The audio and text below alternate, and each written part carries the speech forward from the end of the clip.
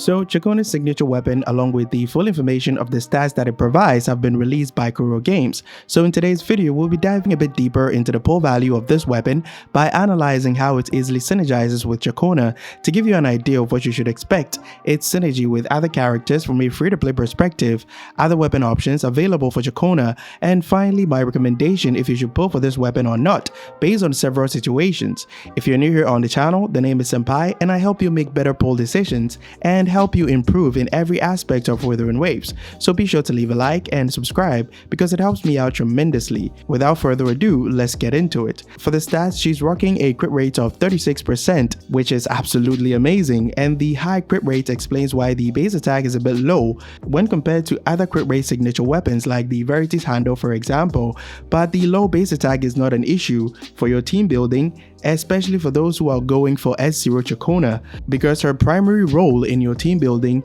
based on the information provided by Kuro Games, is mainly a sub DPS buffer to buff your main DPS due to the arrow damage that she can provide from her passive and the arrow erosion damage amplification that she can provide from her outro skill. The first part of the passive buffs attack by 12% at rank 1, which is nothing special because attack percentage is quite common and you can get them on your echo substats. The second passive buffs arrow damage by 24% at rank 1 when the wielder inflicts arrow erosion on the enemy, and the third part of the passive shreds arrow resistance by 10% at rank 1 when the wielder deals damage to enemies inflicted with arrow erosion. From the information provided in her kit description, she can apply arrow erosion when she uses her skill, 4th basic attack, and lastly through her liberation, which applies both spectral and arrow erosion based on the one that you choose. So maintaining and continuously refreshing the 20% arrow damage bonus and the 12% arrow resistance shred should not be a problem for Ciaconna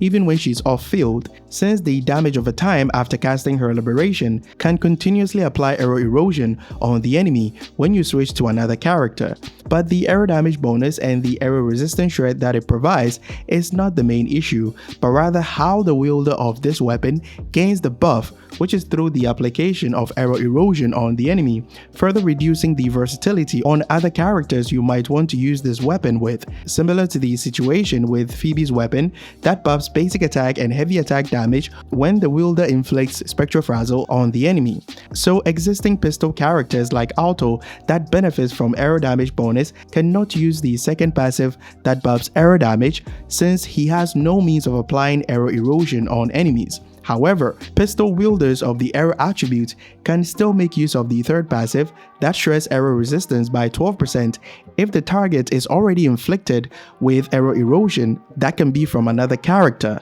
And Ciaconna is the only character at the moment capable of applying it freely, unlike Arrow Rover that needs to convert other negative status effects to arrow erosion. However, this weapon provides versatility in a different way, which is through the 36% crit rate that it provides, making it easy to build a healthy crit stat for your pistol DPS characters, which brings us to the weapon synergy with other characters that you may have on your account. The first one is Alto, as I mentioned earlier, and he will be the placeholder for any pistol arrow damage dealer in the future that cannot apply arrow erosion. If you were already running a free-to-play weapon on him like the Static Mist, pulling for this weapon can be a better alternative, but to get the most benefit, you need to get both Ciaconna and the weapon, where you can run the weapon on Alto or the future arrow damage dealer that I mentioned earlier, while Ciaconna can act as a sub DPS buffer that buffs arrow damage from her passive and applies arrow erosion to allow the arrow damage dealer to benefit from the arrow resistance shred that it provides. Other characters that can use this weapon include Carlotta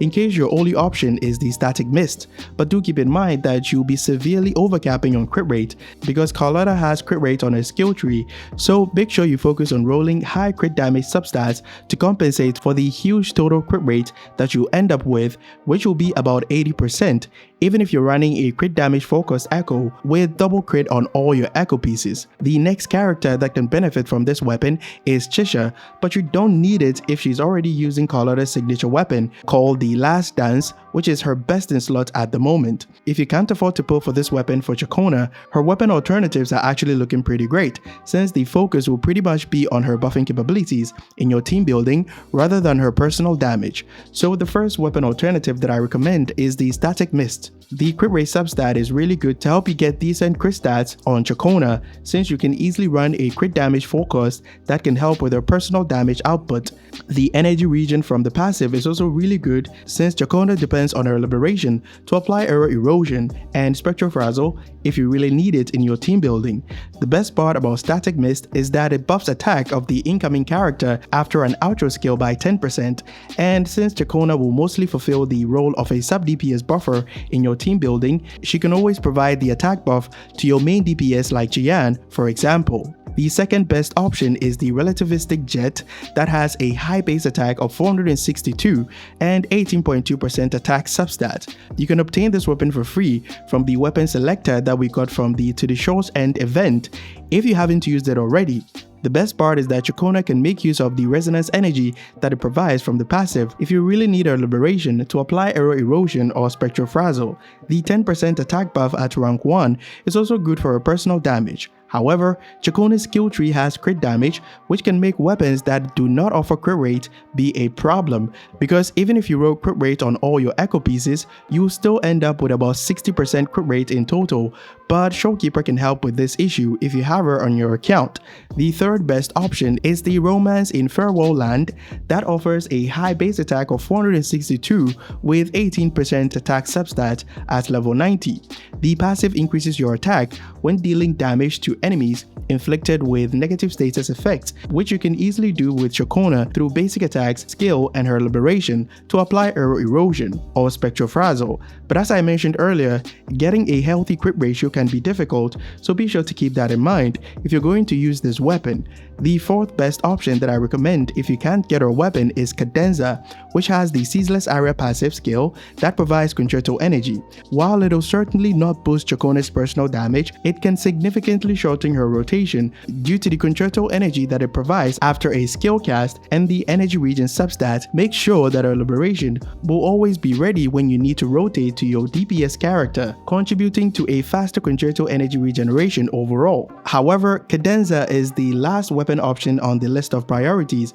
because Ciaconna already has the concerto efficiency role in her kit description, but it can certainly make her rotations much faster by sacrificing some of her personal damage. That pretty much sums up her weapon alternatives. Now here are my recommendations which can help you decide if you should pull for this weapon depending on the type of account that you have. While Ciaconna's weapon is pretty decent, it does not come close to the buffing capabilities that Phoebe's weapon provide due to the shift in the meta where characters or weapons that increases negative status damage are becoming more relevant. Phoebe's weapon, for example, increases spectral frazzle damage by 30% after casting an outro skill, which does not only buff the spectral frazzle taking damage itself, but provides a buff for characters like Zani whose skills of spectral frazzle damage. So all I'm trying to say is that if you're free to play or a low spender, your focus should be on getting a copy of Ciaconna instead of her weapon due to her aero erosion application and her outro skill that amplifies aero erosion damage by 100%. This ensures that you'll never worry about not having characters